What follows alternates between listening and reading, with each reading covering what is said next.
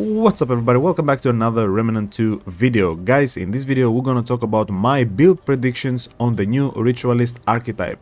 I apologize for not using the facecam today, but I'm still sick and I look like shit. Analyzing the new footage that we have from the new trailer, we can somewhat predict what builds are going to be the best with this archetype, at least with the rings and the amulets that we have right now. I hope we get new amulets and rings as well to elevate the old builds that we have and also make the elemental ritualist stronger. We will have two build variants, the only thing that we will change is the amulet, so let's jump into it.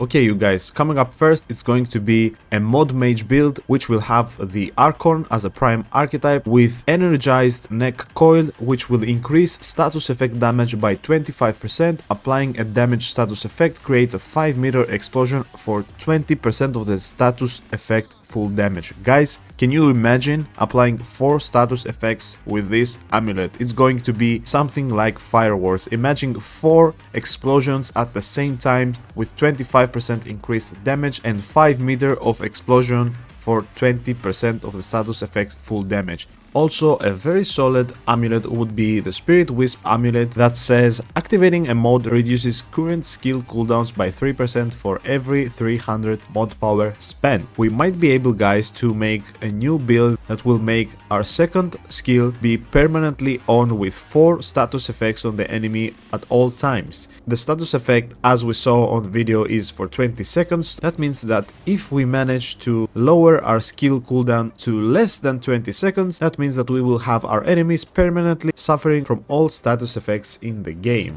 Next we have a honey crystal ring.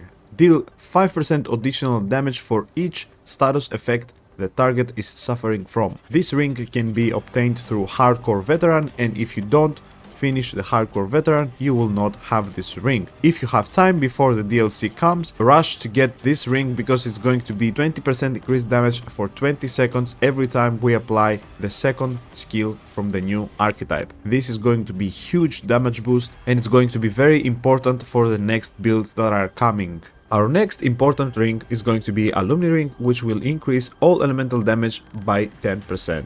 Next is going to be Burden of the Destroyer, increase all damage dealt by 15%. And last but not least is going to be Stone of Malevolence paired with Starshot and the new Corrupted Affiliate, which was a build that I showcased in my top 3 broken builds and also in my top 3 builds to be ready before the DLC comes. For your relic fragments, I assume that 15% skill duration or minus 10% skill cooldown might be very solid options for the upcoming builds. For our melee weapon, I'm suggesting the Misfortune plus 10 Mutator, which will increase our melee damage by 8% for each negative status that the target is suffering from. Also, the charged melee attacks will apply slow for 2 seconds. And who knows guys, we might see new crazy melee builds for Remnant 2. This build is going to be for sure the first build that I will try after I get my hands on the new archetype. That's all for this video guys, I hope you enjoyed. Subscribe to the channel so you don't miss the upcoming builds after the DLC launches. I'll see you guys on the next one. I'm just calling to say